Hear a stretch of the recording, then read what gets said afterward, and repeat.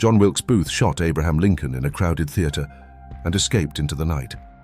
But he did not simply disappear.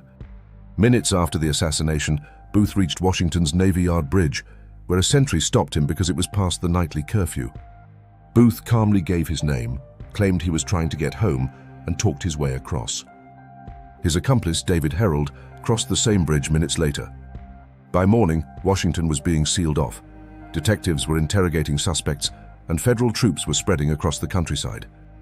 But the most wanted man in America was already gone. This is the story of the 12-day manhunt for John Wilkes Booth.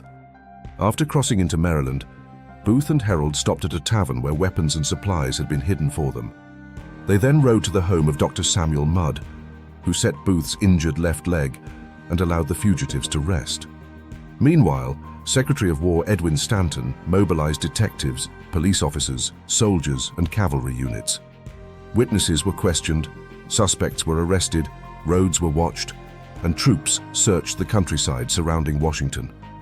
But Booth and Herold had disappeared into the forests of southern Maryland. They spent 4 nights hiding in a pine thicket, while Confederate operative Thomas Jones brought them food, newspapers, and information about the search. Booth expected to read that he was being celebrated as a hero. Instead, newspapers across the country condemned him as a murderer. On April 20th, the government issued its famous wanted poster featuring photographs of Booth, Herold, and fellow conspirator John Surratt. Rewards totaling $100,000 were offered for their capture. That same night, Jones led Booth and Herold to a small fishing boat and sent them across the Potomac River toward Virginia. But in the darkness, the fugitives became hopelessly lost. When the sun rose, they discovered they had rowed several miles, only to land back in Maryland. They hid for another day before trying again. This time, they reached Virginia.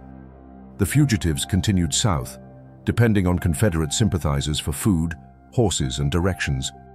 Eventually, they arrived at the farm of Richard Garrett near Port Royal, Virginia. The Garrett family initially welcomed Booth, believing he was a wounded Confederate soldier.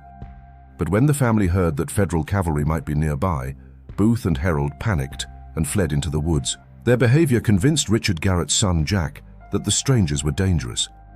When they returned, Jack refused to let them sleep inside the farmhouse.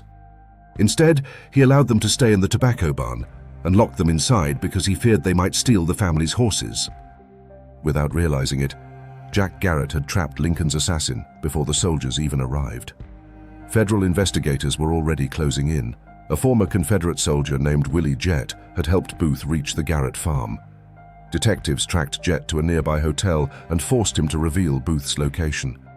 Before dawn on April 26th, soldiers from the 16th New York Cavalry surrounded the barn. David Herold surrendered. Booth refused. He demanded that the soldiers step back and allow him to come out fighting.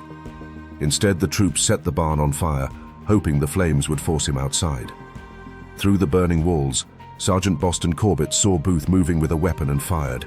The bullet struck Booth in the neck, paralyzing him. Soldiers dragged him from the flames and carried him to the porch of the Garrett farmhouse. John Wilkes Booth died there several hours later, just after sunrise. The manhunt had lasted 12 days and stretched across more than 90 miles. Booth had imagined that killing Lincoln would make him a hero to the defeated Confederacy. Instead, he died cornered in a burning barn, and the public legacy he left behind was not that of a patriot, but of a cold-blooded murderer and a coward who ran from the law.